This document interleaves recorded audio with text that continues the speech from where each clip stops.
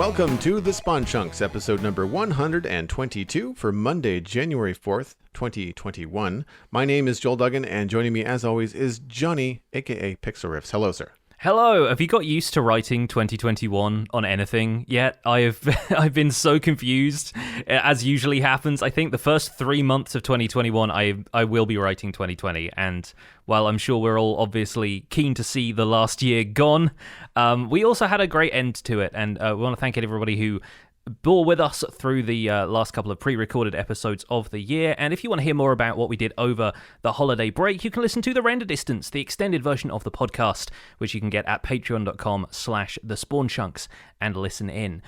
So we're back. We're back for a new year, and I think a lot of today's show is going to be concerned with what we have planned for the year ahead. But in the meantime, Joel, what have you been up to in Minecraft?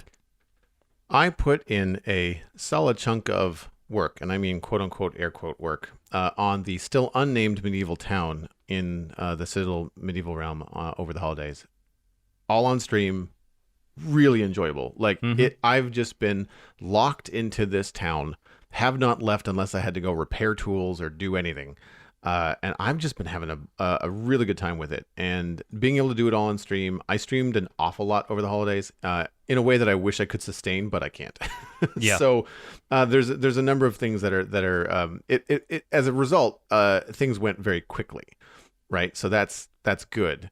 And I'm feeling very accomplished. It's starting to feel like a town. Like, you're starting to feel like, oh, when I enter in through the front gate, I feel enclosed. I feel like there's a middle and an end, and there's stuff going on. And I've been kind of doing houses, buildings. They've been non-specific. I've not like made a fishing hut, like I've kind of just put buildings where I think I need a shape. I'll worry about their purpose later. I'm thinking of putting like little item frames with items to indicate, like bakery, or, rather than putting a sign up with words, I think I'm just going to use like symbols. Sure, yeah, RPG style, where it's just like a shield above the place where you buy armor and weapons, that kind of exactly. thing. I currently have a sword right now over what looks like the barracks at the front of the town, like that kind of stuff. Yes. Yeah, and so I've also had I've made the roads first, which is a tip I got from Whip a long time ago, or planned them out anyway. And so then you're stuck trying to figure out, how do I fit a house that's only 7 by 9 and not on a right angle into this space in between the S curve of the road that I really like. And so as a result, I've ended up having to build angled houses, 45-degree houses. I've done offset houses where it's not really an angle. You just kind of like take 2 5x5s and kind of offset them by a block, just to make it look more interesting and have a slight angle to the build, and have it, I guess, recede as the road slightly curves, and I've learned a lot. It's been a lot of fun to put up these houses, which take roughly 1 stream. Like, it's bigger builds are like 2 streams, but these houses go from 0 to having a roof on them in 3 hours, which is great, because then you feel accomplished. And then every time you do a stream, the road gets busier and busier and busier. And so it's just been a ton of fun. I want to tip my hat to the lovely people in chat. We've had it was just a lot of really nice people around over the holidays. I got to talk to some Minecraft devs in my chat, which was really cool. Kind of having a surreal moment over the holidays with the conversations I was having, which was very cool. And then to cap it all off, I put a gate on the south of the town. So I've now kind of worked my way through to the point where I want to build more houses, but I need to know where the housing area stops, and like, where's my limit, giving myself like artificial challenges in terms of like, okay, well, you can't build past here because you've spent 6 hours on this gate and it's not moving. And so I did another gate, and the challenge with that was to make it look like it was the same kind of design as the existing builds, but I wanted it to look older and a little bit less important. So it had to be smaller, simpler, that kind of stuff. And we did this in 2 streams over the last weekend, which unfortunately in the new year, Twitch had a lot of drops. We had 2 streams crash, on us at good stopping points. So it wasn't the end of the world for me, but there was a point where I lost quite a lot of viewers because of a crash, which was really frustrating. But still had a great day, very satisfied with the builds. I'm really happy with the way that they look. Yeah, you should be. Like, one of my favorite things in these screenshots, and people from like listening to this on the feed, go to take a look at the show notes where I'm sure Joel will have put some of these screenshots. is you've got a bunch of houses clustered around one of the towers of that archway that goes over the river. You've got kind of a bridge sort of setup going on there, but I love the houses that have just kind of like stuck onto the side of these things like limpets. And that style of stuff is something that I have struggled with for a while because I don't always know how to handle transitions between a house building and like a solid wall, or have it connect to another house. And I feel like one of the biggest mistakes people make when they're constructing towns in Minecraft is to make every house just individual, detached, and not really like clustered together in that way. That feels so much more like a town would develop. You know, the buildings are almost like huddled around the taller stuff so that you get less of the wind as you step outside the front door, or, you know, they're just like, you know, it feels like they're in the lee of these larger structures, which really helps the town feel come across a lot better than having everything just in its own plot, you know? So I think you've done that remarkably well. Oh, thanks, man. I really appreciate that. And part of it is just like I have a 5 by, you know, or a 5 by 7 area, and you're like, that's not big enough for anything with a roof on it. Like, you just, so then you realize, wait a minute. And this, I mean, the house that you're talking about, the building that you're talking about, it's more of like a storage building than it is really a house. But the inspiration came from a model that I saw on Pinterest. It's like a little train model. It's like a house built up against a bridge, and it's very similar in shape and design. And my brain just went, that's brilliant. Instead of trying to fit a whole house into that space, fit a half house into that space. Yeah. And it makes sense from a medieval perspective when you think about, like, well, if the bridge was there first, why would you want to build 4 walls in a house when you can just build 3? Like there's no machines to help you. Like, it's all medieval, you know, you're placing everything by hand and cutting all the wood. Like, you'd want to use, you know, the existing structures as best you could.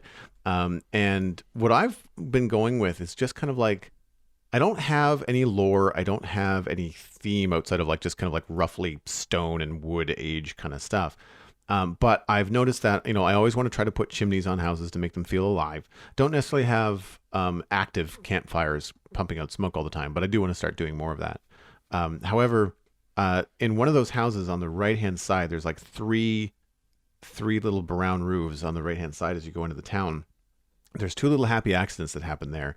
First, where I put the chimney in one house is actually where the chimney is in the other house too. So it's one chimney, and then the hearths inside the houses are on the opposite walls. So it's like having back-to-back fireplaces. Even though there's not a hole in between, I just used the one chimney, so I didn't have to build another one. And so it kind of informed where I could stick another house onto the other. You know, like, why would I want to build my own chimney for my own house when I can just like ask my neighbor, hey, can I put my fire into your chimney too? And that works out. And then the other thing was, you know, having not really altered the terrain, I didn't really like flatten everything. And so inside one of these houses, there's a staircase that goes up to the second floor, and the second floor has an exit onto the second level of the terrain. So it really actually pops you out like 7 or 10 blocks higher at street level. Yeah. So you can go in the house, downstairs, and out the house and end up on a different street. And it just, like, happy accidents like that, I've just been kind of going with the flow. And I find that if you just create those artificial rules, it just inspires so much more design decisions. Because if you have a wide open flat space, you're going to just want to build houses next to each other, and have that like separation you mentioned. But if you are saying like, okay, no, I only have these 13 blocks because I don't want to landscape this entire place, because I don't want 8 shulker boxes full of dirt, you know, and you have to go with it. And when you do that, you just kind of come up with these innovative, like, piling on top of one another designs, and it makes it feel a lot more dense, I find. Yeah. Thanks again, man. Like, for coming from you, I appreciate the building compliment, because it's been a lot of fun. Yeah, I'm taking notes because I'm starting probably what's going to be a medieval project as well. Nice. My RTX series is back for more. 5 episodes of which are still sponsored by Nvidia, but I'm probably continuing the series after that, because now that I've had a chance to play with the full release of it, and I feel like maybe some of this was not super well communicated initially, but so much of what you can do with Minecraft RTX in Bedrock Edition is down to texture pack creators more than it is down to hard and fast rules that they've set for how RTX functions, right? So I've been playing around with some new texture packs and stuff that can change the light emissions of certain blocks, texture pack side, not necessarily like lighting for the world, not mechanical lighting, but at least visual lighting.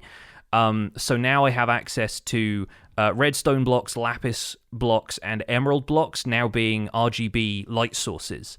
So I'm starting to use those in really fun ways, and I've come up with a couple of really interesting like techniques for lighting stuff and just combining lights in different ways. So what I'm planning on doing in my RTX series is building a castle that's probably going to be made out of like, there's a keep in the center, and then there are walls around the outside as concentric rings, and each one can kind of be lit a different way. And it's going to look quite modern in the sense of, you know, probably somebody has come along in modern times and decided to make this castle more of a feature.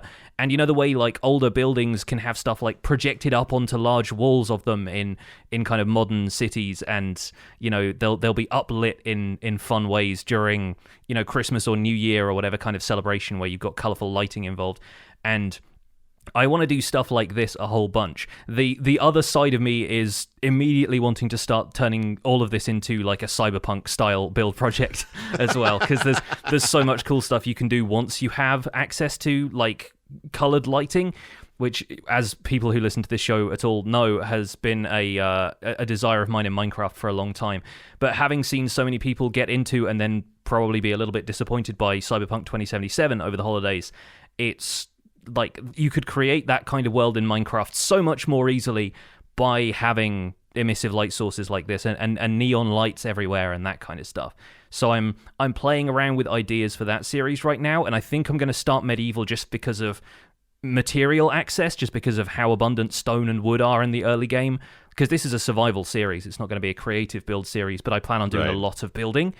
And then I'm going to move into, okay, now we've got a bunch of resources. We can start making concrete and getting blackstone, and like a lot more of that stuff is going to be baked into the world. I can start to think about more modern projects. And to be honest, if I'm building a cyberpunk city, I probably want to put it in a desert or something, you know, somewhere that there's flat open terrain and it feels like you've just constructed this metropolis in the most impractical place, kind of like Las Vegas is. You know, you can do a lot with lighting if you're creating like a Vegas style town. Yeah, like the UAB, you know, like it's just nothing but sand dunes and flat, and then all of a sudden there's these massive skyscrapers and all kinds of stuff. Yeah. And I think Night City from Cyberpunk is even basically in a desert or near enough, right? It's kind of got Badlands area outside of the town and that kind of thing. Yeah, I haven't watched a lot of 2077, but I think when I have tuned in, the only time I've tried to look, hey, you know, I've got some time, let's check it out, it's just been someone driving around, and I was like, well, this isn't exactly entertaining, so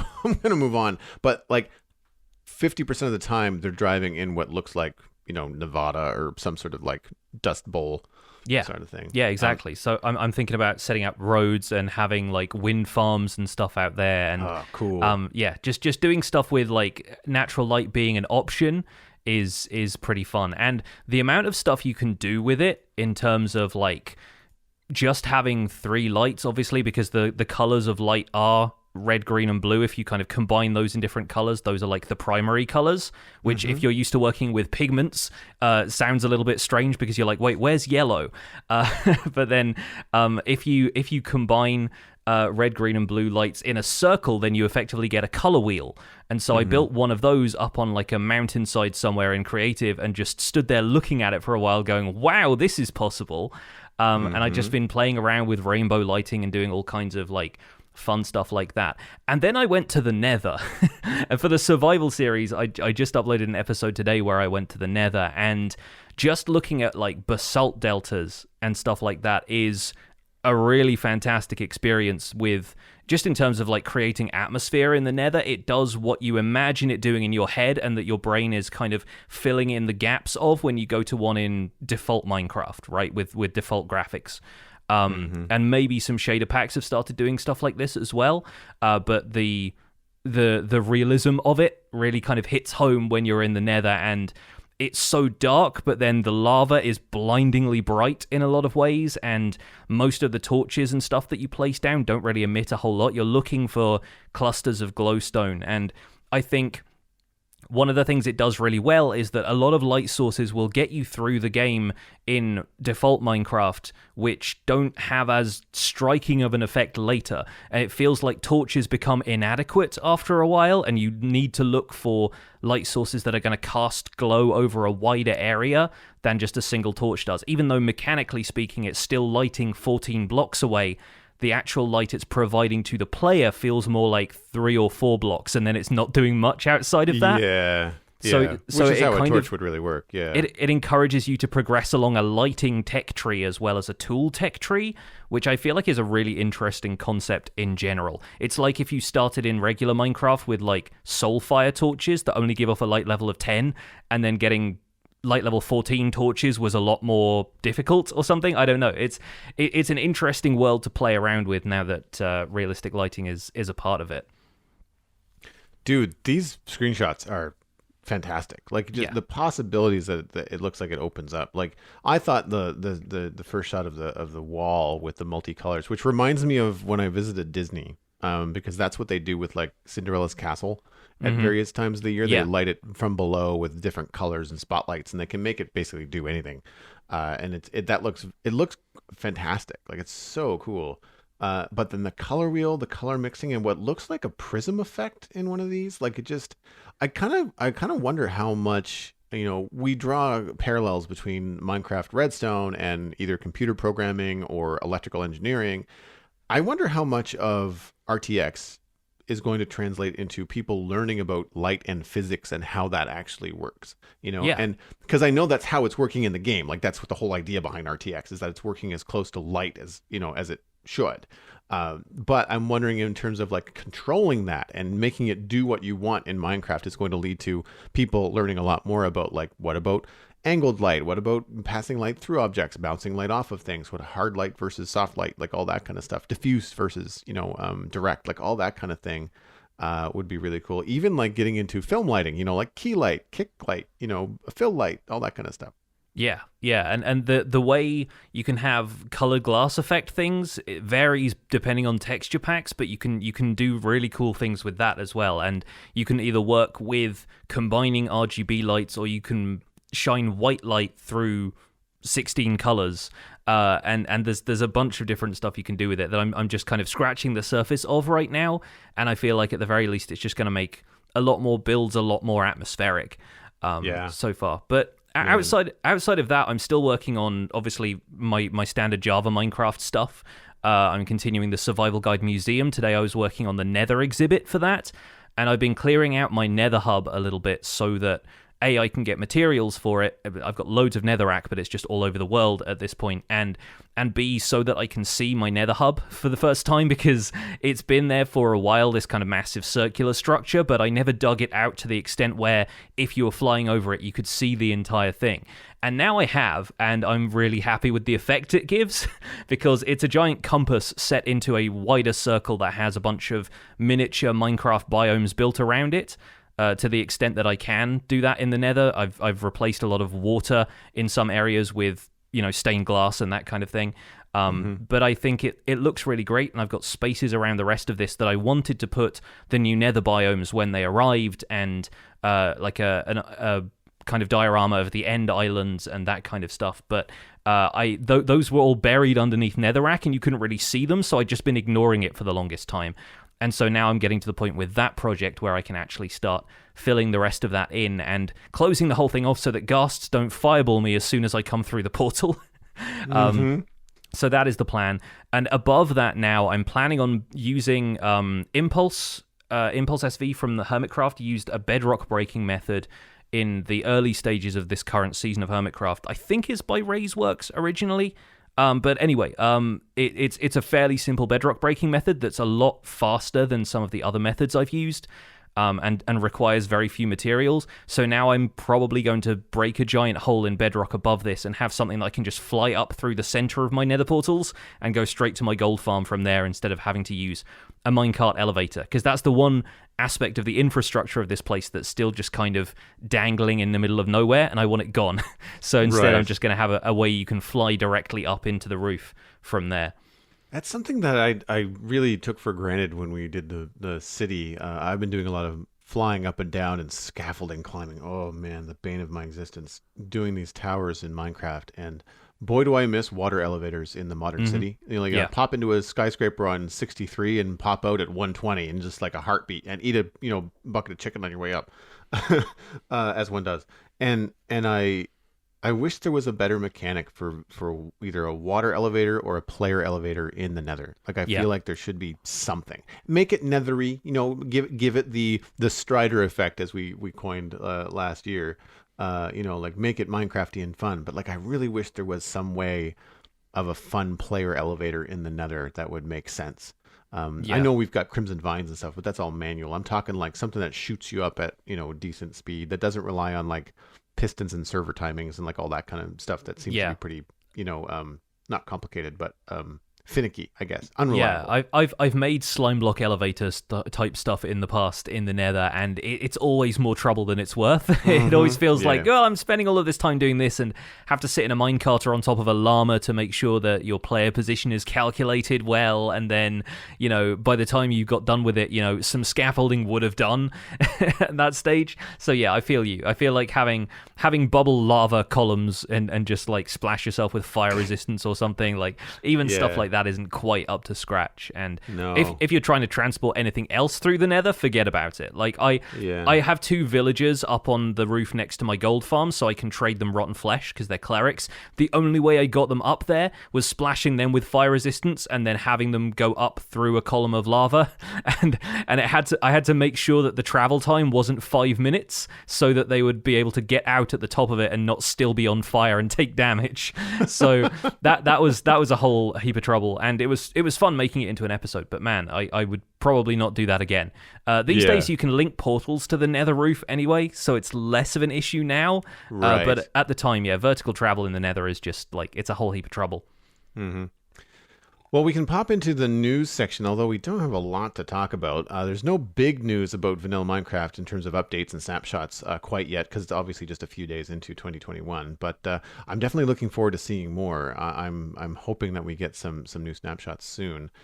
You had a couple of things though that you wanted to share from like the Minecraft world. Yes, Minecraft.net posted an article a while back that was just like happy holidays from Minecraft, basically around the time when I expect a lot of the Mojang devs were just like, right, we're off on our Christmas break now, and see you guys in the new year. But it pointed out through a series of like links at the beginning that 2020 was actually a big year for Minecraft, much as I'm sure we're all looking back on 2020 thinking, oh, we're glad that's over. There was so much that happened in Minecraft that was pretty significant. You had the launch of the Nether update, you had the announcement of the Caves and Cliffs update, which is what most of us are excited about for 2021. Minecraft Dungeons got released, followed up by 3 DLC packs and the announcement of 3 more. We had the Steve and Alex DLC for Super Smash Bros. Ultimate, which was a big deal for people in the Smash Bros. And the fighting game community. Mojang officially changed its name to Mojang Studios, and a bunch of other stuff besides. Obviously, I wanted to give an honorable mention myself to Minecraft Earth, which only got released worldwide basically on December 11th of 2019. So that was a game that could have had a much stronger 2020 if any of us had been allowed to leave the house. But I think, this last year, the last 12 months has been pretty big for Minecraft, and we've seen so many changes to the game and so much positive community engagement with what Mojang is doing recently.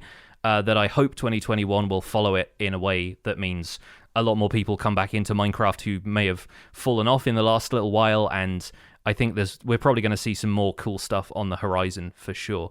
The last thing I wanted to give a nod to in the news is that Awesome Games Done Quick is happening right now. AGDQ, at the time of this release, is happening right now, and there is, thanks to Arrogant Tiger's Eye who pointed this out in our Discord chat before we went live, there is a Minecraft Dungeons speedrun scheduled for the stream on Wednesday, January 6th. Now, from what I know about AGDQ, because they are speedrunning games and things can go well, but things can also go wrong, the timings shift around a lot. So I'll post a link to the Games Done Quick schedule website in the show notes, but bear in mind that that is possibly going to change, so don't necessarily set your alarms for this one in particular. But in terms of like my time right now, it seems scheduled to go at about 5 p.m.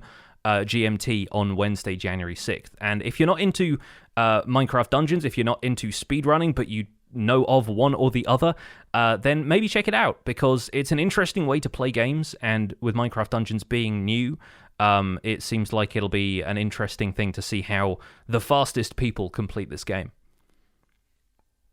Looking back over 2020, the different things that you listed there, I need to get back into Minecraft Dungeons, and they've released so much, even though at some point I think it's because we've just all been home and focused on stuff, and I think mainly I think in part because you and I report weekly on Minecraft and Minecraft goings on, that you forget the sheer volume of stuff. And I say that with a giant happy face that Mojang Studios has kind of bestowed upon us, the community, in 2020. The things that I took away from that list were I had forgotten about, but was happily reminded of the Japanese building group Minecraft Architect Project. Mm-hmm. Like, I still I need to download that and just walk around or fly around in that, because that is just madness. Yeah, the illegal architecture builds. Yes, is that the one? illegal Yeah. architecture build. Yeah, especially like I don't know if it's. I think it was before RTX was a thing, but like the things that are going to be coming out of that reminds me of the things that we'll see from like Elysium Fire and other big collaborative teams with RTX, and like what is possible now. It's just like it's just going to be epic to see that kind of stuff and get inspired by it. On the reverse side of that, Minecraft Earth was released December 11th, 2019 worldwide. That feels like eons ago. Yeah, I know. 2019 was at least 3 years ago at this point, right? Like that's what I'm feeling. Like I this time last year, I was going out into parks and trying to like find adventures and gather materials for that. And to its great credit, I think Minecraft Earth has continued, even though quarantine has been keeping a lot of people indoors, and they've implemented ways for you to do adventures from home, and they've kept on rolling out updates for it and adding new mobs and different build plates and all of that kind of stuff, despite everything else going on in the world, and it maybe not having like exactly the the experience that they intended from the beginning. They've adapted well to that, and I hope it does continue, because it seems like a really interesting implementation of AR, and hopefully now we're getting into the point where people are updating devices and are able to have access to it where previously they couldn't. And I'm wondering, when we see more information about 1.17 and snapshots, whether we'll be able to say, oh, that looks a little bit inspired by Minecraft Earth, because they've got all these new mobs and different stuff like that. I'm wondering if any of that will just start to bleed into the main game. Yeah, I mean, it may be. We've got the Glow Squids is going to be arriving in the Caves and Cliffs update. That's a Minecraft Earth original. Yeah, there's definitely some new stuff on the horizon, and yeah, I think in terms of it feels like it's been a big year for the show, for the Spawn Chunks, and for me in particular, just with all of the cool stuff that's been happening with the Nether update and with Minecraft Dungeons. I feel like that's given us so much material to talk about over the last 12 months that I wanted to, I wanted to give us a chance to reflect on quite how much has actually happened in Minecraft this year. And man, there's going to be some cool stuff coming up, which I'm sure we'll get into in future episodes. For sure. And I mean, looking back, like I was thinking about this before the show, and I think it's because we've talked about these features so much on the podcast that I don't feel ill-informed on them, but I realize I haven't scratched the surface on quite a few things in the Nether update. In particular, in-game, I have not messed with piglin bartering, bastions, brutes. Granted, we're only on 1.16.1 on the Citadel right now. We're going to change that soon, but I was waiting for the mods and stuff to catch up. Crimson and warped wood planks, shroom lights, etc. Not used them. Yeah. Outside of like, let's just see if this looks good. Nope, doesn't work. We'll move on. Striders, hoglins, never done anything with them. Target block, lodestone, respawn anchor, crying obsidian, have not touched them in game. Snapshot stuff for like talking about them on the show, sure, but I've like on the Citadel, not even a thing. So like, I'm not allowed to say I'm bored in Minecraft. Yeah. Like that's not a thing that I can utter, because, and not that I've ever said that, but like there's just a lot that I have not touched on at all. And to the point where like, as busy as I am, as often as I play Minecraft, Mojang is releasing more stuff than I can play with. Yeah. I mean, that's the world we're living in right now. So I hope And I want to, kind of tip my hat to Mojang, and I hope everybody else that's listening can as well. That's a lot of work. I hope they can give themselves a pat on the back during the 2020, as most businesses have had to adjust to all kinds of different environments. They still put out a monster update. Yeah, absolutely. They've done so much, and they are still doing a whole lot. Yeah. As far as the stuff that you don't think you've covered, I think Striders are probably my standout from that in a weird kind of way. I mean, recently I did an event with this server called Monumenta that's hosting MMO stuff, but is also planning on doing an event called Clash of the Creators, which I was invited to participate in right after we finished recording, pre-recording one of the shows that went out over the holidays, and right. Yeah, it was basically a speedrun event. It was myself, Azuma, Logical Geek Boy, and Plagiatus on one team, basically trying to get as many advancements as we could in 2 hours, playing against another team who were playing on an identical world but a separate server, but somehow, I guess through a bunch of plugins, they were able to sync up who was scoring which advancements, and it would let us know in the chat when the other team had done something that we hadn't, and so on. But when you're exploring an early game Nether, Striders are so useful. Like, I think the Humble Strider is underrated in terms of getting a world started, because if you want to search for a Nether fortress, get on a Strider and go searching in a lava lake, because you so often find Nether fortresses and bastions on the edge or in the middle of lava lakes, and you'll just be able to walk on in there without a second thought. I was able to get us a couple of easy advancements just by walking in, grabbing a chest, getting its contents, and then strolling out again without any of the piglin brutes being able to attack me. So I think it's I think Striders are the sleeper hit of the Nether update for me. And as people start to reset some of their older worlds, or maybe consider rolling back the Nether in their older worlds, then I think Striders are definitely the way to go in terms of exploration. I'm getting into some of the other bits and pieces as well. Obviously, bartering I've been doing since the beginning, because I already had gold farms and I wanted abundant resources of what the piglins would give me. It's been very useful for getting hold of Blackstone, which, again, is surprising me in the ways I want to use it, even though I'm still not entirely keen on the texture. It's just like, well, Blackstone can go here. So I built a roof in my town out of Blackstone because I just wanted something different than dark oak and spruce, because I just was worried about repetition. And it works for the shingle situation that I used it for. It still feels very noisy, so that's one of those things that I might try to touch up and not change it entirely, but just kind of maybe denoise it a little bit, just so it doesn't give me a static headache when I look at it. Sure. But with Striders, quick technical question while I'm thinking about it: can you leash Striders? Can you put a lead on them? I believe you can, because they are passive mobs after all, and that seems consistent with behavior of other passive mobs. I'm just thinking, you walk your Strider up to an island, you enter into the Nether fortress, and then when you exit, your Strider is now gone, or is 20 blocks into the lava lake, and you have no way to actually get them. The way I've been getting around stuff like that, and it's something that I can only really do in Java Edition, but if I want to just stop on an island to pick up some wood or something, or I need a couple of things, or I need to stop off on an island and I don't want the Strider wandering off, I switch the warped fungus on a stick to my offhand, and the Strider just follows me around everywhere because I'm still holding its favorite food. And they don't tend to lose interest. If you're in a Nether fortress, then I recommend leashing it or building a little corral outside. That's what I did when I raided a bastion with one, and I just kind of tucked it up against the side of the building and built a cobblestone barrier around it so it wouldn't walk off. But it's kind of useful to know little tricks about handling them, but they're fun little creatures to ride around on. I still haven't decided to make a string farm out of them by killing them, so I think that's that probably goes some way to explaining my love for Striders. Nice. Shepard in our live chat says, yes, you can lead them. And Jumbo Cell says, a Strider stable is fun. So build ideas and technical support right there. Absolutely. All right, let's move on from the news and get into chunk mail, because, of course, we've had a bunch of email over the holidays. Thank you so much for writing in, folks. If you'd like to email the show and have a chance for your email to be read on a future episode of the Spawn Chunks, the email address is spawnchunkmail@gmail.com. Once again, that's spawnchunkmail@gmail.com. Disregard any other email addresses you may have heard in previous episodes, this is the one that we take mail at from now on.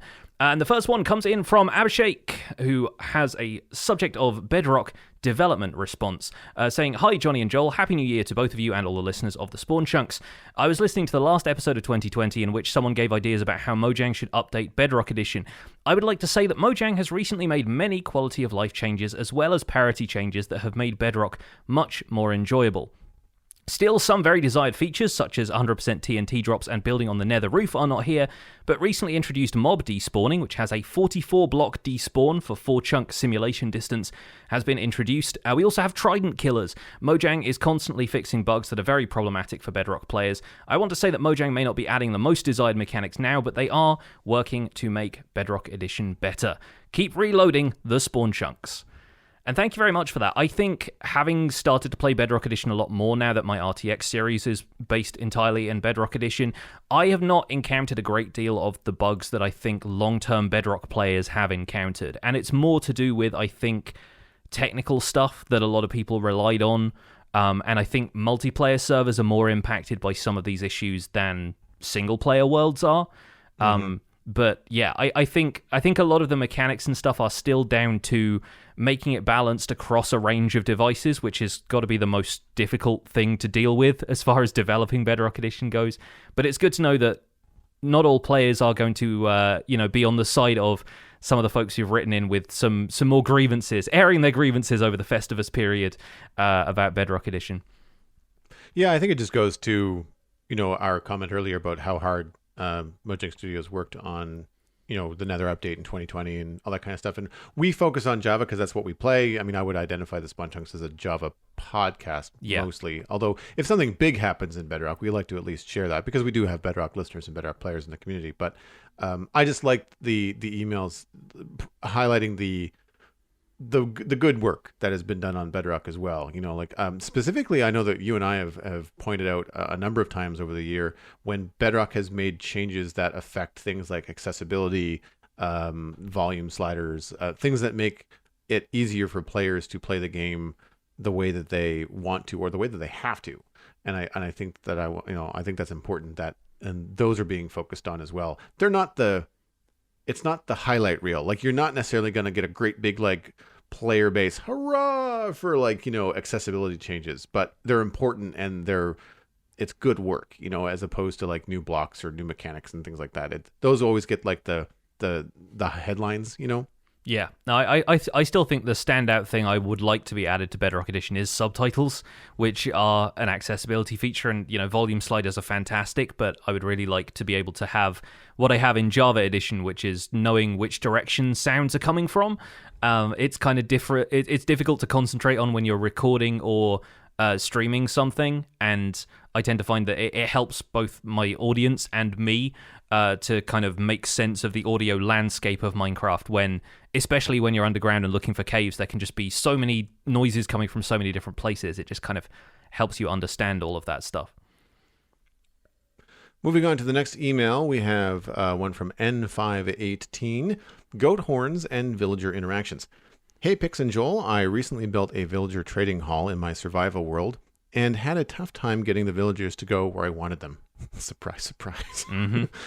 Although rails are how most people transport villagers, getting enough iron can be difficult in the early game. One solution I thought of would be to use the goat horns that are being added in 1.17.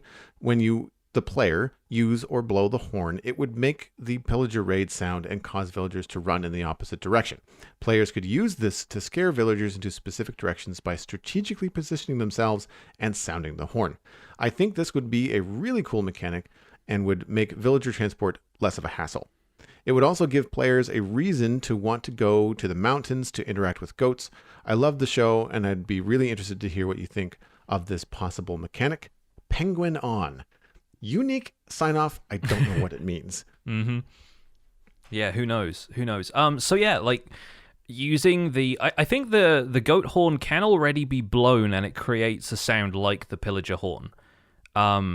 So that doesn't have any kind of mechanical effect yet, but I like this as a suggestion. And yeah, like villagers are still one of those things that you can never quite get them to go where you want them to, as you kind of had the knowing smile of like, yeah, nope, we've all been in this situation before, having a tough time getting villagers to go where you want them. And I think in this case, it sounds a lot more like something that would be able to move them en masse. So instead of one villager at a time, having something that encouraged all of the villagers to go in a specific direction seems like it would be a useful mechanic. Either that, or you could use it for like player communication over long distances. Is my other thought about sounding the horn. Like, you can't really make a great deal of sounds in Minecraft that would like be noticeable to players over a certain distance away. But I almost wonder if sounding the horn could be like the wither sound effect when you summon the wither and everybody across the server can hear it.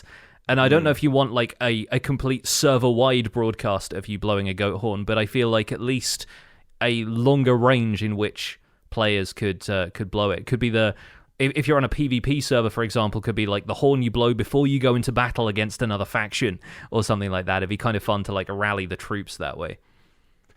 Yeah, getting everybody to go in one direction is one thing, but if you need one villager to go in one specific spot, then you run the risk of like having more than one more than one villager do it. Like, yeah, I think we end up with scattering everybody. Yeah, you'd either scatter everybody, or like 12 villagers would try to go through one door and basically headbutt for 20 minutes, and nothing would happen. Yep. That, I feel like that kind of issue would happen too. And I'm gonna tease something here for our post show. I've been spending quite a bit of time in Oxygen Not Included, which is a sim survival game. Really, really enjoying it. Managing a colony. And it has a similar vibe to Villagers in that some of these duplicants are not the smartest in the world. Mm-hmm. I'd love to see something more specific added to Minecraft with regards to villager player interaction. Like, for an end game player, you can move mountains, quite literally. You know this, but you can't communicate at all, or control or influence villagers very well. The boat and Minecraft mechanics are tricky, and they tend to run off and do their own things. I find villager pathing is very frustrating. So I thought, rather than the horn adding more mayhem, what if bartering with villagers granted you a way to tell them where to go? Here is X amount of, I don't know, emeralds, gold, different per villager. Like, maybe butchers want meat, maybe you have to give them something that they want, and then you can say, now please stand here, and they would just do it. Like, you'd have a target block. Maybe we have a target block in game. Maybe you could get villagers to stand on it. Like, I don't know if you could just do something that would allow more villager interaction. But all of a sudden I'm getting, visions of like target blocks with pressure plates on them, and just seeing what kind of cool contraptions you can come up with. Mm-hmm. Alternatively, something like a villager lodestone, or even figuring out some sort of cool, unique villager language interaction, I think would be cool. But I don't want to replace existing mechanics. I think that the Minecraft carts or minecarts and boats and stuff are great in the early game because you have instant access.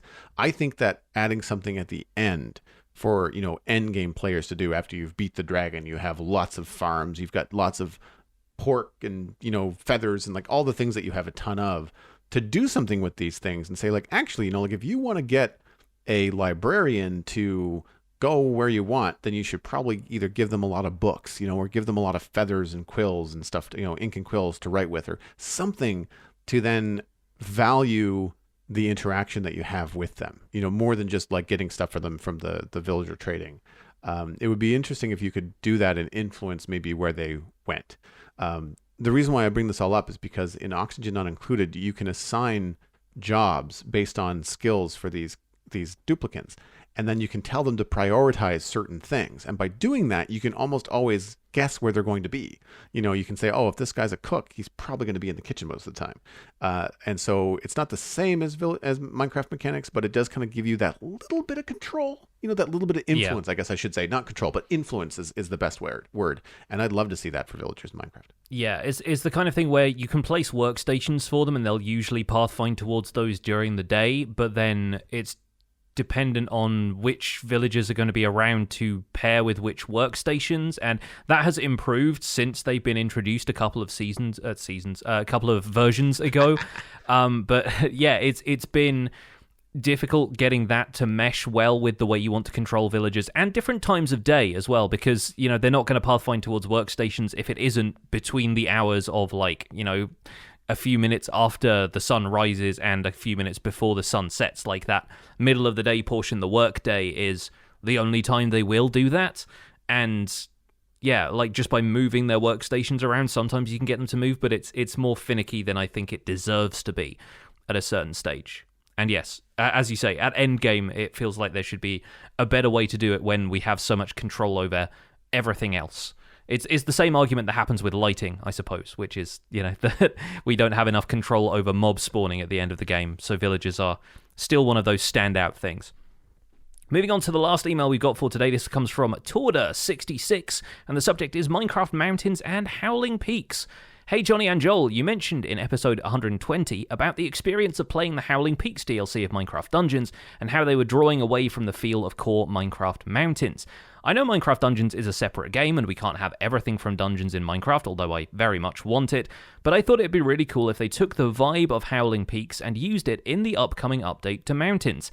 I really like the idea of grass being that same reddish colour in mountain biomes, and having Tibetan-inspired monuments and temples would be really cool to see as you wander over the mountains. Perhaps there could even be mountain villages. Either way, I would hope that there will be more changes to mountains than just goats, powder snow, and improved generation, as mountains need just as much of an update as caves. Do you think they could take the feel of Howling Peaks and put it into core Minecraft, or would it be crossing the streams too much? Despawning, Torda66. P.S. Minecraft Dungeons texture packs, multiple Minecraft Dungeons texture packs, do exist on Planet Minecraft, but I don't know how good they are or if they're finished yet. There's also a resource pack on vanillatweaks.net that changes a few different textures, namely dirt, stone, and terracotta, to their Dungeons variant. If you're looking for it, it took me a while to find it on vanillatweaks.net. It's in the parody section. So you can make some of your textures in Java look more like Bedrock textures, or you can make them look more like Minecraft Dungeons textures, things like dirt, terracotta, that kind of stuff. Mm-hmm. And it's pretty cool, actually. I like the idea of that. Some of the things that I really enjoyed playing Minecraft Dungeons were, of course, like the very different color palette you get in things like Pumpkin's Pastures. And yes, I'd love to try and implement that in a way in Minecraft. I mean, probably the easiest way to do it is through something like Optifine, where you can say, okay, specific biomes are going to be a different color, or like whatever. But that kind of stuff, I think, is really cool. Either with a data pack or a texture pack or something, just to kind of bring a little of Minecraft Dungeons in. I don't think we're going to see a lot of Minecraft Dungeons textures brought over. I think Minecraft is always going to have its own look, and that's good. But I agree with Twitter66. Like, I would like to see, because we have things like swamp water in swamps and the grass is a different color. Grass is a different color in deserts. It's got that brown kind of dead green look to it. I would love to see something different about grass in the mountains in Minecraft, because grass is different at altitudes like that. Trees are different at altitudes like that. I would love to see something like that and especially because Minecraft does have that fantasy vibe, with phantoms and Endermen walking around. Like, I think you could go with like a reddish grass and no one's really going to question it, right? It's like walking up a hill and what was that robot dinosaur game, Horizon Zero Dawn? Yeah. I've just seen screenshots and stuff like that, and like some of it's not just on Earth or something. Like they seem to have some fantasy vibes, or at least some more extreme biomes and stuff in that game that seem to really pop out and look unique. And I think there's an opportunity with mountains specifically to do that kind of thing. I don't know about adding villages. Villages right now look pretty janky, even on the best Minecraft terrain. They come up to a 5-block drop and all of a sudden the road just stops, and then 5 meters below the road continues, and you kind of hope the villagers know that they're not going to walk off. Like, there's stuff like that I find kind of wonky in Minecraft village generation. But in terms of the mountains and stuff, it would be cool if they added a new temple. Like, I just don't know how much of that is like, do they want to spend the time adding a new thing like that, similar to pillager outposts, or do they want to go back and spend more time maybe updating older temples that seem kind of lackluster compared to the new stuff? So I'm not really sure. Also, what value do you then bring to a temple structure in mountains? Like, I think the biggest problem with adding new generated structures is that every time they do, you need to have a reason to go there, and more often than not for players, that is unique loot. And from what we understand, they aren't planning on adding a great deal of stuff to mountains that makes them unique, aside from maybe powdered snow. And so the kind of stuff that, like, what makes sense to be up there, maybe a couple of goat horns in a chest, isn't really going to cut it. That's the thing that I found so disappointing about pillager watchtowers when they were added, is that the loot in those chests is usually just crossbow making components. You know, it's not the kind of thing that makes it worth climbing that tower and, you know, fighting through all of the pillagers in order to get to them. And it's not the point. And then you can use the structure as a, you know, a spawning site for pillagers if you want to make a raid farm and that kind of stuff. But then there are so many things that I think if you just threw a couple of diamonds, maybe some gold in a chest, players still wouldn't find that exciting, because you can get diamonds and gold from all of the other structures. So, yeah, I think maybe having a mountaintop monastery might look kind of cool, but that's something for players to build, to me. Exactly, I agree. Unless you can add something unique to it. Like, if the Iceologer made it in, and maybe there was a chance for Iceologers to just spawn in a mountain monastery type structure or something, then maybe it could be another, like, pillager location. But even then, I don't think it's really necessary, and it seems like the kind of thing that it would be fun for players to build. Mountain villages, yeah, I feel like same thing. You can take some of those tiger biome villages and transport them up a mountain if you want to. And I expect there will be a little bit of crossover here and there where a tiger spawns on the edge of a mountain and the village just ends up being halfway up the mountainside anyway, because that's how terrain generation works. Sometimes it moves in mysterious ways. I like the idea of there being a red grass biome, though, and I would like to see a little bit more variation in mountain biomes, maybe even a separation of mountain biomes from these taller peaks that we're expecting from the images they showed us at Minecraft Live, through to maybe like a little bit of a take on the Howling Peaks style of mountain generation in Minecraft Dungeons. I don't know how the red grass would really blend with the other biome colors that you find around there. And I think red grass is specifically, like, there are areas of, I think, China and probably like Tibet and Nepal and places where red grass is, like, found in nature, but I don't know quite how that's going to blend with the existing Minecraft landscape. And mostly I feel like if it's just another color for grass blocks, the way other biome colors work, you're going to be sort of disappointed when you can't take it somewhere else. So I wonder if maybe adding it as a completely separate block as another dirt variant would be the ideal implementation of that for me. Yeah, no, that would work. Because I was thinking too, like, even just red grass, I wasn't even thinking so much as the block as much as I was thinking of, like, the actual grass that sticks up, you know, like sure, the grass like entity off. Kind of thing. Yeah. And that would be cool too. Whenever I'm very cautious whenever I mention new blocks now, because I just think, like, you know, whenever I quote unquote ask for a new block, I always think, we need to fix the inventory, or at least take steps to fix the inventory before we, you know, start getting new variants in blocks, I think. But yeah, I agree that well, I guess the biome blend does pretty well. Like, I don't really notice a hard border between, you know, swamps and, say, like a flower forest. Like, they tend to blend it pretty subtly. It's a pixel game, so you kind of see the blocks, but, like, that's expected. I feel like the biome blend does very well with water. Whenever I've seen, like, a swamp meet a different biome, the rivers or stuff like that, it tends to be pretty smooth.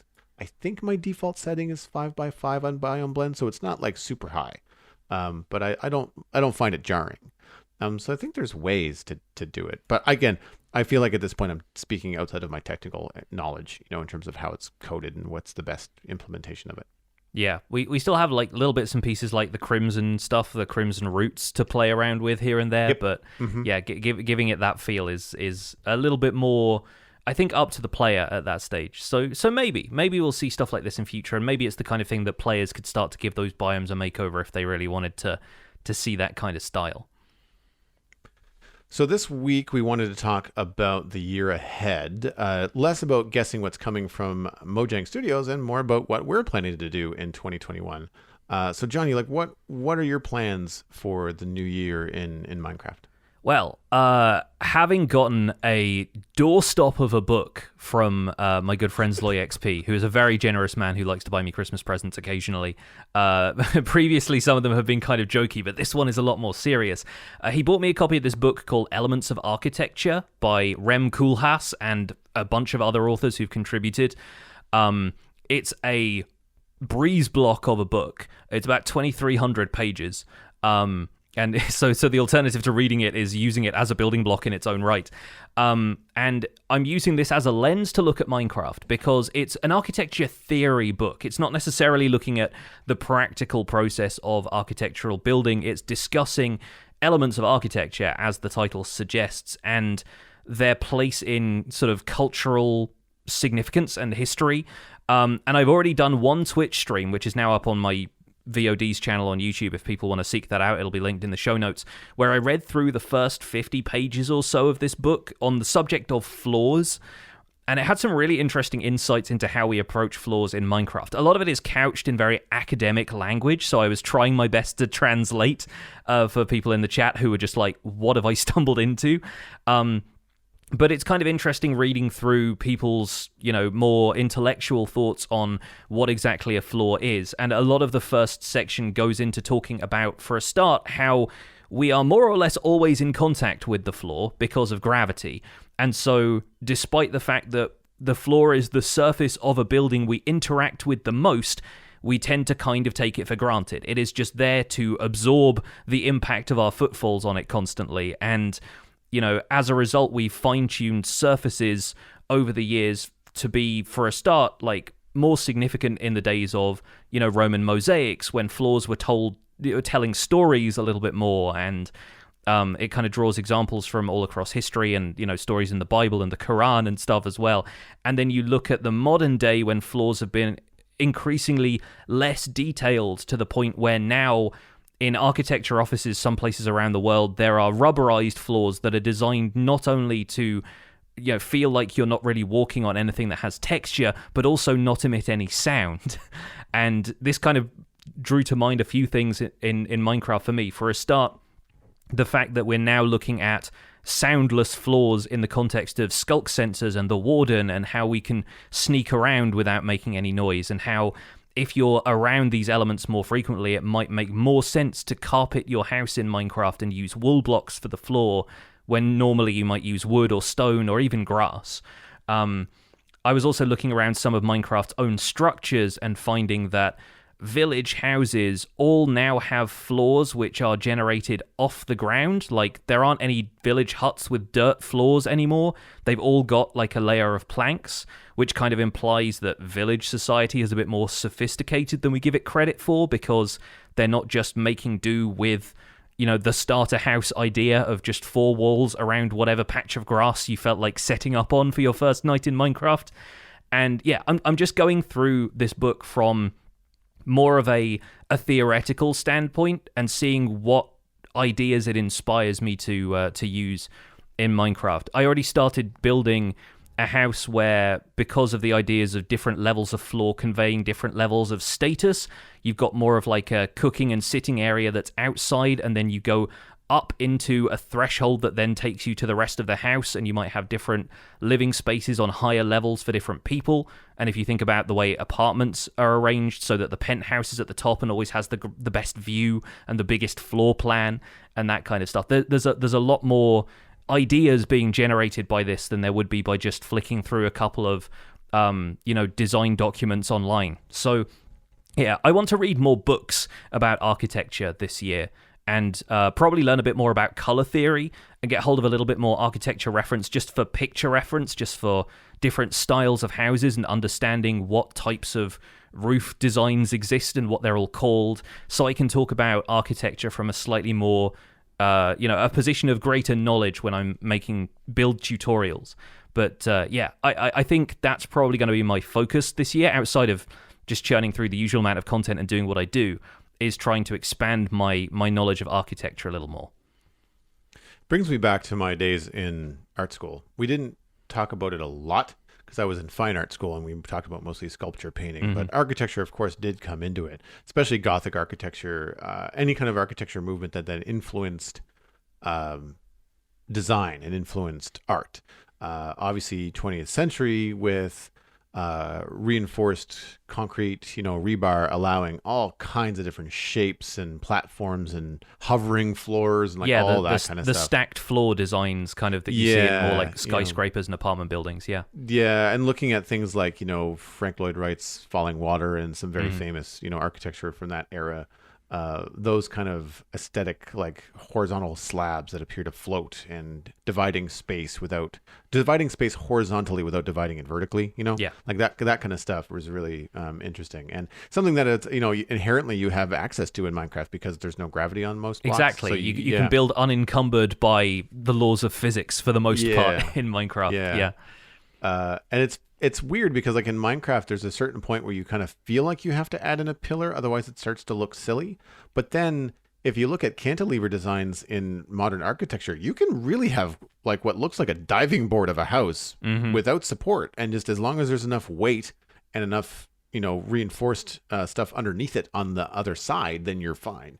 You see that a lot in like California and other places where people tend to build houses high on hills and things. And I'm really curious. I missed the live stream of you doing the read. I might have even been streaming myself at the time. But I want to go back and listen to it because I'm very curious about this book. And I mean, is it a lot of text or is there a lot of visual examples? Like, how does it pan out in that way? It's kind of a combination of both. There are some really interesting visual elements to it as well, and each section I think has either been authored by a different person or has had different contributors. So each section, it goes over the different elements. There's like floors, ceilings, walls, elevators, toilets. Like there's a few kind of essential things that you might not necessarily consider a toilet an element of architecture, but you think obviously that has to have some bearing on like where the plumbing goes in a building and how designs like that have developed over time, public toilets, all that kind of stuff. Like it kind of goes pretty broad on some of that stuff, and each section has a different approach to laying out the information. So some of them are a lot more picture heavy, some of them have a bit more text where people are just waxing lyrical about whatever inspires them about floors in this case.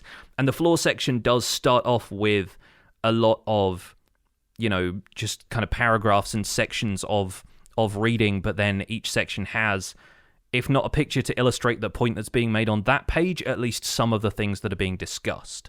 And there's, diagrams explaining where different floors are relative to each other, and like there's a great line drawing of like, okay, this is the ground, and it kind of curves up a line from there, and it says, okay, this is stuff that we put on the ground, things like slightly lower down there's things like prayer mats and rugs and that kind of stuff, and then you go up and then you get the floor of houses and temples in ancient architecture, and then at the end of that the line kind of curves upwards and then eventually goes vertical, and there's a point on the line that says International Space Station because it's like as far off the ground as we can get while still being tied to the earth, right?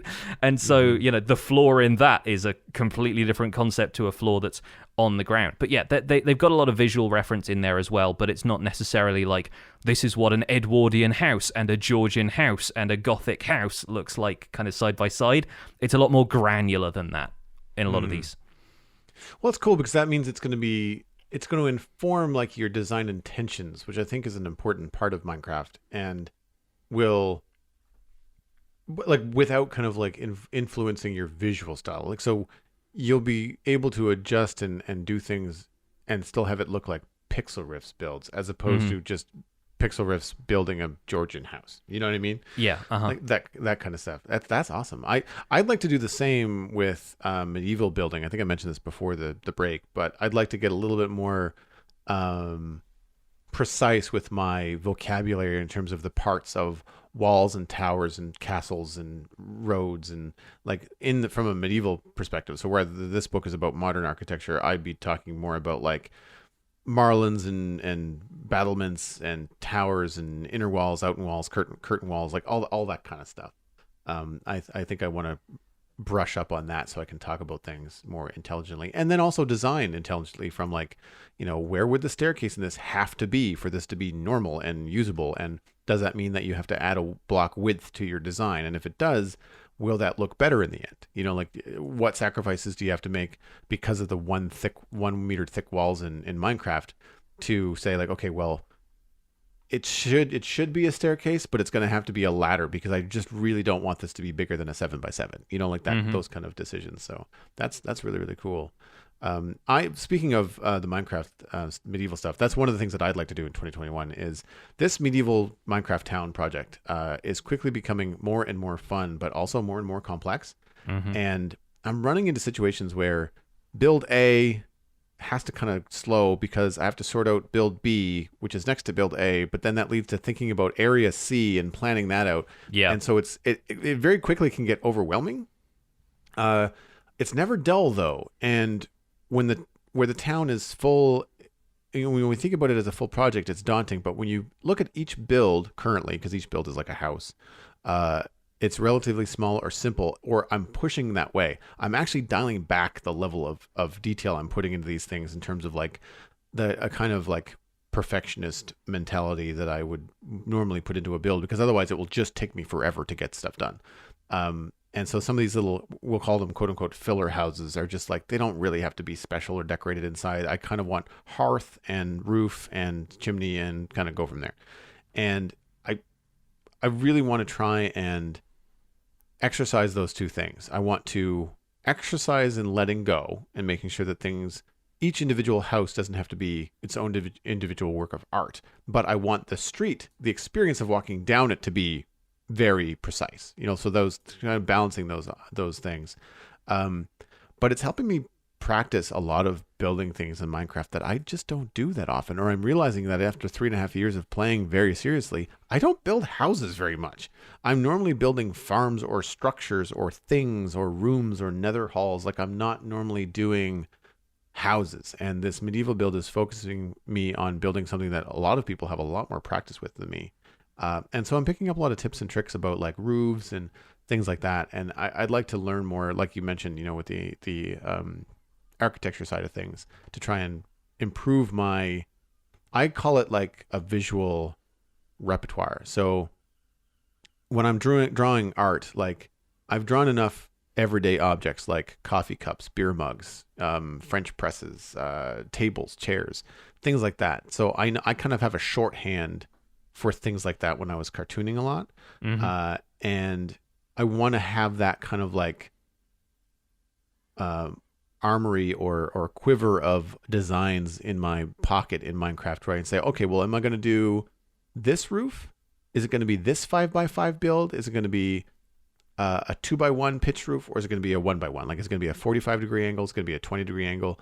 I am having a lot of fun with the angled builds. I still find them challenging, but I'm noticing that they come together a little bit faster now. So I'm looking to have that kind of stuff where these houses do come together in 3 hours, no matter what kind of house it is. Like I know kind of like, oh, I can build this kind of house here or that kind of house there, and have those kind of things kind of in my back pocket. Where I'm noticing I'm lacking is something I know you said you started off doing a lot of very early on, which is the sub-block details, like using fence gates and fence posts for like decorative work, for using trapdoors and other things for railings, and trying to get like staircases and inside builds, that kind of stuff. I'm not really going a lot on interiors, but I need to do better with having a building look ornate, because I haven't done that yet on purpose. Most of my builds right now are the simple town houses, not the fancy rich people houses. Those are coming, and I'm scared in a funny kind of like joking way, because they're going to require a different design aesthetic altogether. Yeah. I know what you mean about like the domino effect of like, well, to build this, then I have to figure out where that's going to go, and then that leads me thinking about the rest of this wider area, because I think my main project for the remainder of this year up until summer is going to be this museum that I've been working on in Survival Guide, and that's very much the same thing. Of people often coming into my comments asking me like, when's the museum going to be done? I'm like, I don't even know what the outside of this looks like yet, because I'm too busy worried about the inside and making sure I can fit all of my ideas into one space. And so right now, working on the Nether exhibit for the museum, I'm trying to figure out how much space do I need to put all of the Nether stuff in, and where is each element of the Nether going to go, and when do I get onto stuff that you can craft out of Nether things, and like the exploded diagram of this just gets further and further apart from having a coherent structure at the end of it. So I'm very much in that like planning ahead kind of phase right now for how ambitious this project has been, but I'm looking forward to getting more of that done this year. That's like my main focus really over the next 6 months, or presumably until the Caves and Cliffs update comes out, because I think the biggest upheaval that I'll be seeing this year is going to be the Caves and Cliffs update and starting a brand new survival world in Java Minecraft for the first time in 2.5 years at this point, probably 3 by the time the update arrives, because I've had the survival guide world since the update Aquatic, since we started this podcast even. And that's going to be a bit of a change. It's going to mean revising, revisiting a lot of the early topics of survival guide and seeing how those have changed over the years. And while I've obviously started other projects in the meantime, I've started various Skyblock series, I've done a couple of snapshot build things, I've been doing this RTX series now. I don't really feel like I've started something as big as the survival guide since that. And so starting a season 2 of that, I'm interested in how all of that goes, and mostly looking forward to how stuff from the Caves and Cliffs update is going to influence the stuff that I do from this point on.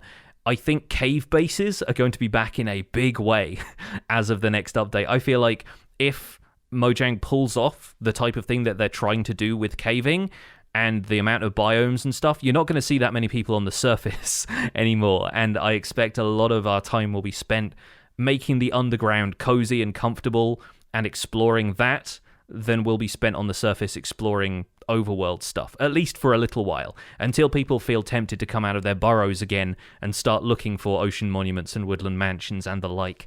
So I think, yeah, one of the other things I'm looking forward to this year is completing Season 1 of the Survival Guide and moving on to Season 2 in a brand new world. As for you, Joel, you're keeping the Citadel, right? Like, you're moving into 1.17, presumably on the same server. Yeah, that is... I'm not on the fence, but I'm certainly thinking about what that looks like. We've lucked out with the way that our seed works and the way that... Well, really, we're not a super active server when you think about expansion and land acquisition.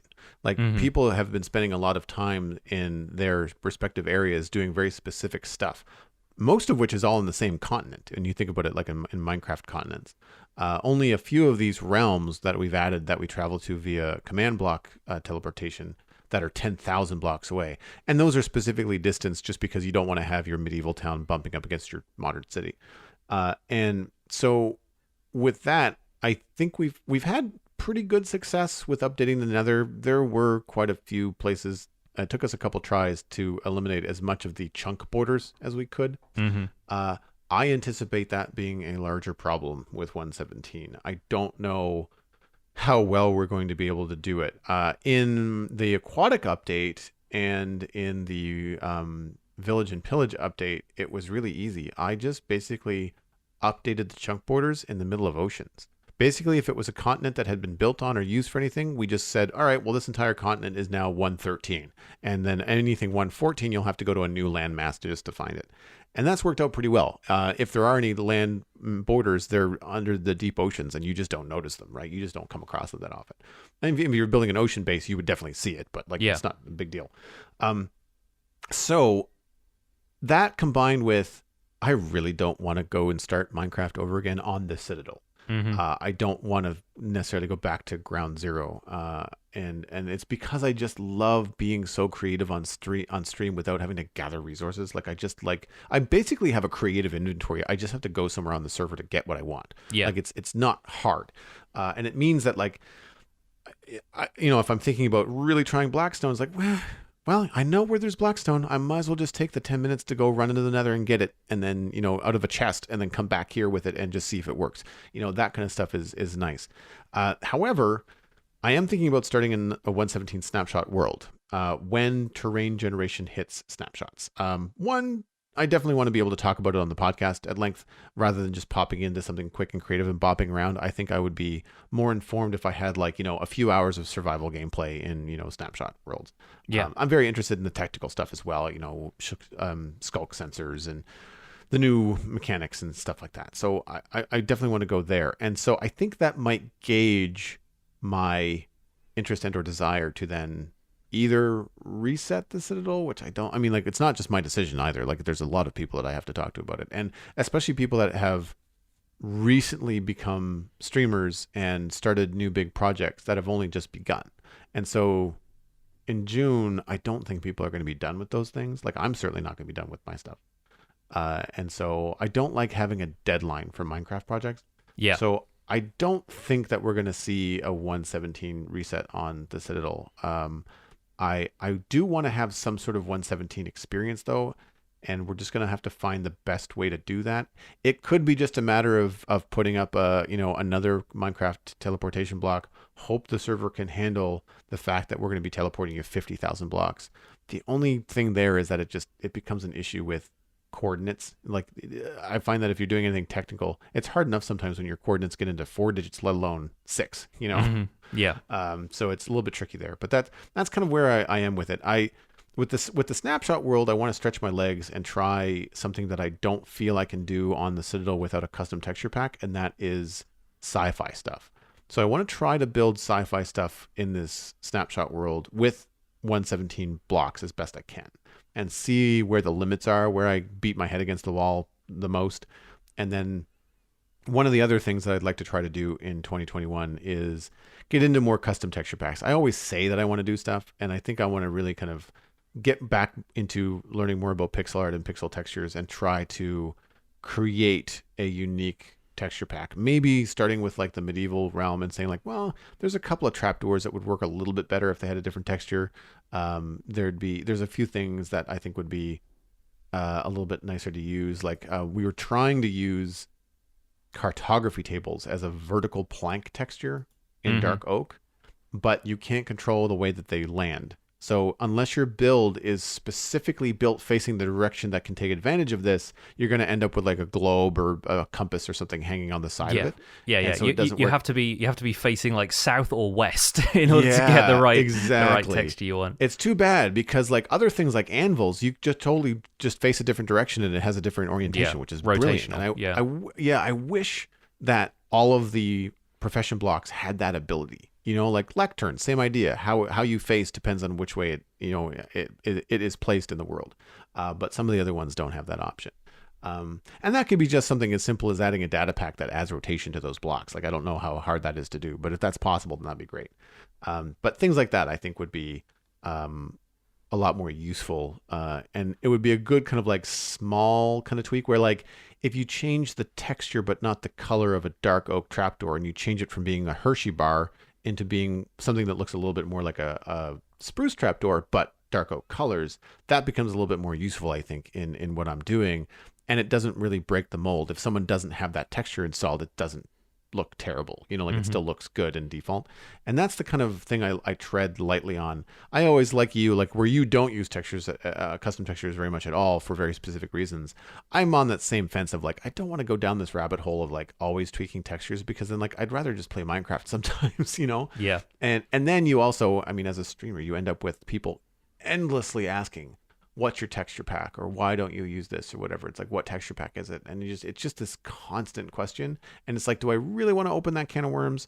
Whereas if someone comes into a sci-fi build and it is very obvious, like absolutely nothing like Minecraft, glass has got like lines through it and things look like they're, paintings look like they have like gyroscopes and little tweedly-doos and going-ons and animated stuff. Like that to me, I think is almost better because then people just land and they go, okay, obviously a texture pack, you don't have to ask. It's obviously a complete departure. And so I might try to mess around with that. I know Skyblock is technically modded, but do you have any idea of getting in a modded Minecraft in 2021? Well, Skyblock is, it's data packs, I suppose, are the mods. I guess. And but as far as the Skyblock I tend to play, it's about as vanilla as it gets. And I'm not sure if I'm planning on getting into modded. I almost don't think I'll have the time in a way, because I have so much other stuff going on. And I briefly want to touch on this because you mentioned texture packs. Like, normally I'm not one for texture packs in general, but now I'm playing with the Minecraft RTX stuff, and I have less of a focus on that series being tutorial based.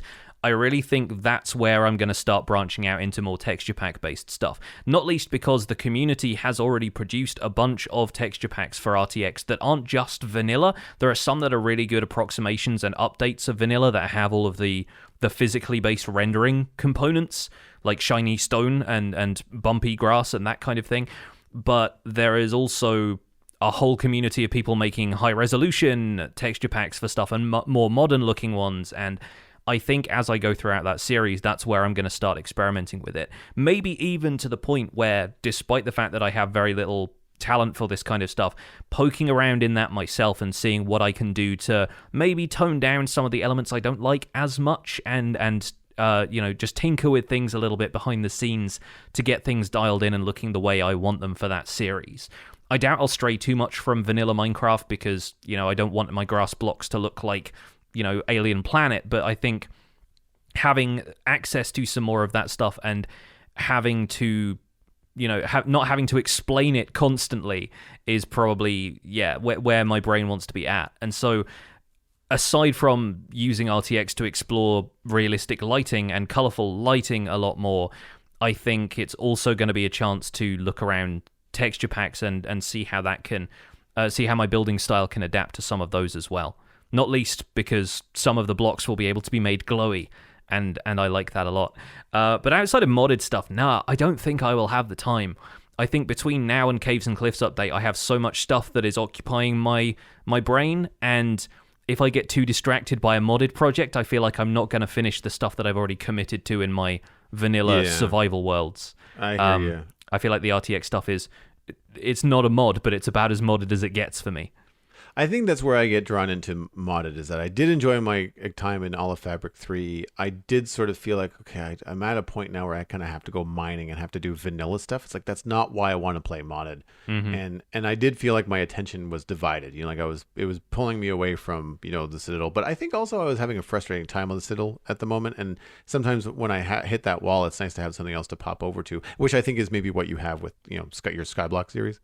And I think too, like, where I, am going to be stretching my legs and taking into consideration things like sci-fi texture packs, like maybe modded is just going to be the better place for it. Like maybe vanilla Minecraft gameplay, it's just not going to be enough. Like maybe I'm going to want elevators and sliding doors and just be able to really put those finishing touches on some sort of sci-fi theme. If I had access to RTX, I'd love to be able to play with that. And that again would be a great place to do a custom texture pack sci-fi build, with RTX, because like, holy crap, you could really get into some cool lighting and stuff there too. I don't know whether you'd mention it pre-show or not, but I think you had mentioned something about, color theory, and wanting to use RTX and the RGB stuff to kind of like work on that kind of stuff and try to implement that in your worlds. So I'll recommend Color and Light, a guide for the realist painter. Doesn't matter that you're not painting. It's by James Gurney, and it's pretty much a staple in like art world. Anybody that's dealing with painting and dealing with light rendering, light moods, all that kind of stuff, about how light works and how to render it in artwork. But really, all you have to do is just change the idea of using Photoshop or a paintbrush and pigments, and then just switch that over to the mechanics of RTX, and you might be able to achieve some really cool stuff. And at least if you're going to want to brush up on those kind of things the way that you're brushing up on the architecture stuff, then Color and Light would be an excellent place to start. Mm-hmm. Absolutely. I want to read more in general, and I think that's definitely going to be a place to go with it. Well, that's. I think it'll be interesting to look back on this show in 6 to 8 months' time and see how much of this we've actually accomplished. I feel like this is almost us setting our New Year's resolutions for Minecraft. I feel like, and let's see how far we can get with any of it. But I think for now, that is going to be it for this episode of the Spawn Chunks. You can find more information about the show and links to all of the stuff that we've talked about today at thespawnchunks.com. The music for the show was composed by me, and the Spawn Chunks is moving into another year of being a listener-supported podcast, and Always proud of it. If you get some value out of the show, consider putting some value back in by visiting patreon.com/thespawnchunks and joining our community. Pledging at any level gets you an invite to our patrons-only Discord chat. You can listen to the show live once we're above that threshold, which I think we have met over the Christmas period once again, and gets us closer to our future goals of a monthly Minecraft audio hangout where we can chat to our patrons just about what we've been doing in Minecraft that week. We're currently at 213 patrons, which is down from the end of last year, but I think a few people sorting out their finances at the beginning of the year stands to reason, really. We want to give special thanks to our content engineers who have stuck around with us. That's Greener Canuck, General Patton 82, Hunter 555, Jumbo Sale, and Yitz for your support on this episode. I'll chime in and say how much that I appreciate the support of the patrons. I don't want to speak for you, Pixarus, but I'm sure we have the same sort of general thanks. And over the last few years, and especially with 2020 being what it was, the consistency and the growth of our Patreon support has meant that I can check the box of being a professional podcaster. And it has been a hobby dream for years, and it's been something that I can actually do now. And I'm elated. It's such a fun thing to be able to do. It's a great way to interact with the community and provide some fun entertainment for folks when they need it. But when you get down to the brass tacks of it, like, it has become a career, and I'm incredibly grateful for it. And so I've said this on my Twitch stream before, and I'll say it here when I have the opportunity at the beginning of the year and the beginning of the month. Thank you to all of you that are doing anything and all the things on Patreon. It's very, very much appreciated. But that's not the only way you can support the show. You can just share it with friends. It's free, and it also goes a long way. Just statistically, the more people that listen, the larger the community and the better the show does in general. So you can find us at The Spawn Chunks on Twitter and Instagram. Personal recommendations are by far the best way, however. So poke a friend in the arm from a safe clinical distance and say, "This is The Spawn Chunks," and then point them towards where they can listen to it. Where that might be? On iTunes, Google Podcasts, Spotify, and YouTube, really wherever you get your podcasts. You can email the show at spawnchunkmail@gmail.com. Use that one. Don't use anything else because we won't read it. The RSS feed is linked on the spawnchunks.com, and the Patreon-only RSS feed is on the Patreon page, and that's where you can listen to the render distance, the extended version of the podcast. My name is Jonny, but online I go by Pixel Riffs, and you can find most of what I do at youtube.com/pixelriffs, where I attempt to make sense of this crazy and wonderful game in a series called the Minecraft Survival Guide. I also stream 3 days a week on Twitch, where I do behind-the-scenes work for my various YouTube series, and I'm also the voice of the unofficial Hermitcraft recap, which you can find through a quick YouTube search. Aside from that, I'm at Pixel Riffs on both Twitter and Instagram. Joel, where can people find you online? Everything I'm doing online, including my illustration and design portfolio, is at joelduggan.com. My other podcast is all about sci-fi and fantasy entertainment, which you can find at thecitadelcafe.com. I have a special announcement coming up this Wednesday, the 6th, so you're going to want to tune into that episode. You can also find me at Joel Duggan on social media, very easy to find, and twitch.tv/Joel Duggan, where I'm playing Minecraft and Oxygen Not Included this week. Thanks for visiting The Spawn Chunks. The world outside is infinite, and my New Year's resolution is still 16 by 16.